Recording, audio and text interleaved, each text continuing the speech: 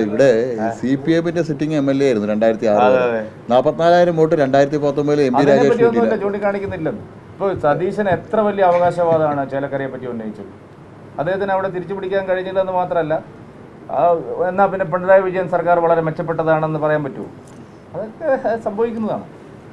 ഈ നഗരസഭ തെരഞ്ഞെടുപ്പ് അടുത്ത് നിൽക്കുന്ന സമയത്ത് ഈ തെരഞ്ഞെടുപ്പ് ഈ ഉപതെരഞ്ഞെടുപ്പ് ഏതെങ്കിലും തരത്തിൽ ബാധിക്കാനുള്ള സാധ്യതയുണ്ട്? അല്ല, നഗരസഭാ തെരഞ്ഞെടുപ്പിൻ്റെ പാറ്റേണും ലോക്സഭാ തെരഞ്ഞെടുപ്പിൻ്റെ പാറ്റേണും നിയമസഭാ തെരഞ്ഞെടുപ്പിൻ്റെ പാറ്റേണൊക്കെ വ്യത്യാസമുണ്ട്. നഗരസഭ സ്വപ്നം കണ്ടിട്ടാണ് ഇപ്പോൾ ഈ ഒരു പ്രചാരണം നടത്തുന്നതെങ്കിൽ ഇനി എത്ര സമയമുണ്ട്? നഗരസഭയിൽ വലിയ ഭൂരിപക്ഷത്തിൽ ഞങ്ങൾ വീണ്ടും അധികാരത്തിൽ വരും, അതിലൊന്നും സംശയമില്ല. അതേതാണ് ബൂത്ത്? ആരുടെ ബൂത്താണ്? അതിനെ ആരുടെ ബൂത്ത്? ഇപ്പൊ ഏതെങ്കിലും ഒരു സ്ഥലം പെട്ടെന്ന് പറഞ്ഞായിരിക്കും. പാലക്കാട്. അത് ആരുടെ? 14 കുറെ ബൂത്ത് ഉണ്ടല്ലോ. അതൊക്കെ വരും, അങ്ങനെയൊക്കെ വരും. യാക്കരയല്ലേ? ഈസ്റ്റർ. ഓക്കെ. അത് നോക്കാം, അത് പരിശോധിക്കുന്ന ഒരു ബൂത്തിന്റെ കാര്യമല്ലേ. ബാക്കി എവിടെയും 3-ാം സ്ഥാനത്തായില്ലല്ലോ. അല്ല, 3-ാം സ്ഥാനത്ത് ഇല്ലാതിരിക്കുമോ? ഞങ്ങൾ ഈ മുനിസിപ്പാലിറ്റിയിലെ എല്ലാ ബൂത്തുകളിലും 1-ാം സ്ഥാനത്തല്ലല്ലോ. നഗരത്തിൽ ഭരണമുണ്ടെന്ന് വിചാരിച്ചിട്ട് ഞങ്ങൾ എല്ലാ ബൂത്തിലും 1-ാം സ്ഥാനത്താണോ? അല്ല, മുരുകണി ബൂത്താ പറയുന്നത്.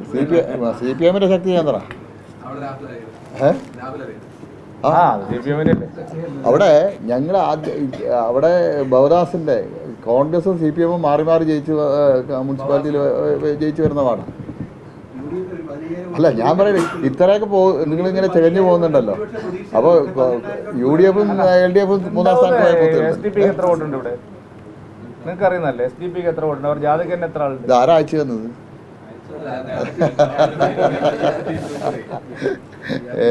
അല്ല, SDP കൃഷ്ണകുമാറിന്റെ അബിൻ വർക്കി അല്ലേ, ഏത് ചാനലിലാണ് പറഞ്ഞല്ലോ. 25-ാം നമ്പർ ബൂത്തിൽ ഒന്ന് പരിശോധിക്കാൻ പറയണം. അബിൻ വർക്കിയുടെ അടുത്ത് രാഷ്ട്രീയം അവസാനിപ്പിക്കാൻ പറയണം. 28-ാം ബൂത്ത് എൻ്റെ ബൂത്തിൽ കൊപ്പത്ത് ലീഡ് ചെയ്യും പറഞ്ഞു. രണ്ടവിടെയും വാർഡിലും അതെ, രണ്ടവിടെയും ഞങ്ങളാണ് 1-ാം സ്ഥാനത്ത് പറയുന്നത്. പക്ഷേ ഈ ഒരു ഉപതെരഞ്ഞെടുപ്പ് കാരണം നിങ്ങളെല്ലാവരും മഹാരാഷ്ട്രയിലെയും മറ്റു തെരഞ്ഞെടുപ്പിനെ കുറിച്ച് ഒരു വാർത്ത പോലും കൊടുത്തില്ല എന്നുള്ളത് ഒരു നീതികേടായിപ്പോയി. കാരണം ഇത്രയും മഹാരാഷ്ട്രയുടെ ചരിത്രത്തിൽ ഇത്രയും ഉജ്ജ്വലമായിട്ടുള്ളൊരു വിജയം, മത്സരിച്ചതിൻ്റെ 5-ൽ കോൺഗ്രസ് മുന്നണിക്ക് കിട്ടിയത് വെറും 20% സീറ്റുകളാണ്.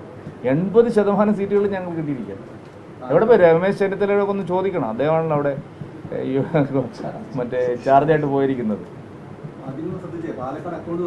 അല്ലല്ല, അതെ, അത് ഞാൻ പറയുന്നത് സിറ്റിംഗ് സീറ്റിലാണെങ്കിൽ നിങ്ങൾ ഈ പറഞ്ഞതൊക്കെ ഞാൻ അംഗീകരിച്ചു. ഞങ്ങൾ ജയിക്കാത്തൊരു കഴിഞ്ഞ തവണയും ജയിക്കാത്തൊരു സീറ്റിലാണ് നിങ്ങൾ, ശ്രീധരൻ സാർ മത്സരിച്ചിട്ടും ജയിക്കാത്തൊരു സീറ്റിലാണ് നിങ്ങൾ ഇത്രയും ആകാംക്ഷ കാണിക്കുന്നത്.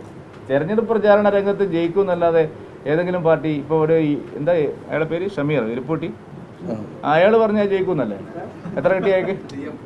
അല്ല, DMK. അതെ, DMK പറഞ്ഞാൽ എന്താണ്? അപ്പം BJP ജയിക്കുമെന്ന് പറഞ്ഞു എന്നാണ്.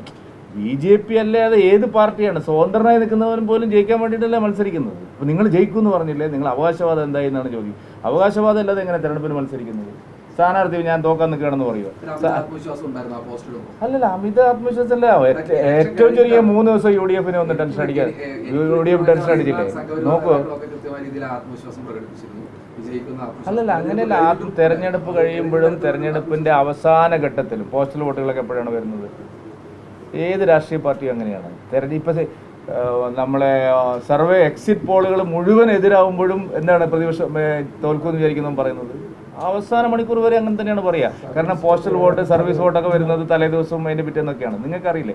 വോട്ടെണ്ണതിൻ്റെ തലേ ദിവസം വരെ പെട്ടിയിൽ കൊണ്ടിടുകയാണ്. ഇന്ന് രാവിലെ 10 മണി വരെ ഉണ്ട്. MLA പോലെ അയാളുടെ പറയാനുള്ള ഒറ്റ കാര്യമുള്ളൂ, ഷാഫി ചെയ്തപോലെ ഈ പരിപാടി ചെയ്യരുത്.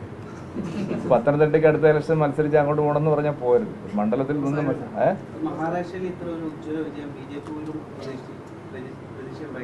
അല്ല, അതെനിക്കറിഞ്ഞൂടാ, അത്ര പ്രതീക്ഷിച്ചല്ലോ എന്നുള്ളത്. എന്തായാലും അത്യുജ്വലമായിട്ടുള്ള ഒരു വിജയമാണ് അവിടെ ഉണ്ടായിരിക്കുന്നത്.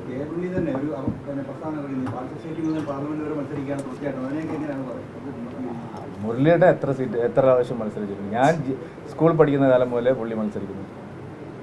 കോഴിക്കോട് ലോക്സഭ മുതൽ അത് എല്ലാവരും അങ്ങനെ തന്നെയല്ലേ. നമ്മൾ എല്ലാ രാഷ്ട്രീയ പാർട്ടികളും മത്സരിക്കുന്നല്ലേ. അത് ഒരു എന്താ പറയുക, അതൊക്കെ ഒരു പറയാൻ വേണ്ടി പറയുന്നേ ഉള്ളൂ.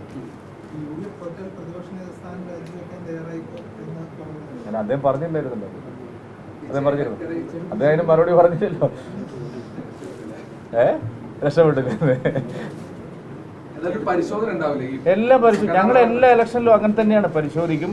വിശദമായിട്ട് ഓരോ ബൂത്തും എടുത്ത് പോകും. കൃഷ്ണകുമാർ തന്നെ എല്ലാ ബൂത്തിലും പോയി, ഞങ്ങളുടെ സംവിധാനങ്ങളെല്ലാം എല്ലാ ബൂത്തിലും പോയി ഒരുമിച്ചിരുന്നു. ഇതൊക്കെ പരിശോധിക്കും. ഇപ്പോൾ 30 വോട്ട് 40 വോട്ടൊക്കെ മാറി അങ്ങോട്ടും ഇങ്ങോട്ടും ചെയ്യാത്തതോ മാറിയിട്ടുണ്ടെങ്കിൽ അതൊക്കെ തിരുത്താൻ ഒരാഴ്ചത്തെ സമയം വേണ്ടുള്ളൂ.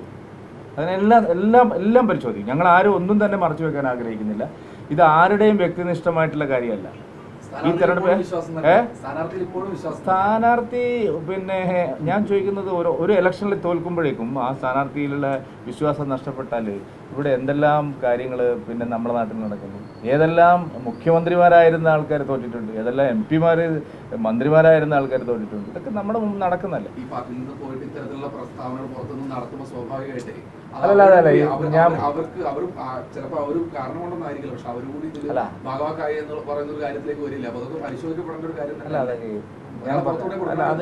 അതൊന്നും നിങ്ങൾ വിചാരിക്കുന്ന കാര്യങ്ങളൊന്നുമല്ല.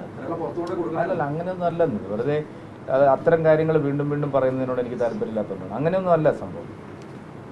നിങ്ങൾ രാഷ്ട്രീയമായിട്ട് ഞങ്ങളെ പരാജയത്തെ സംബന്ധിച്ച് ചോദിച്ചാൽ ഞാൻ ഏതിനും എത്ര സമയം വേണമെങ്കിൽ മറുപടി പറയും. മറ്റുള്ളതൊക്കെ ഇല്ല, അതിൻ്റെ ആവശ്യമില്ല.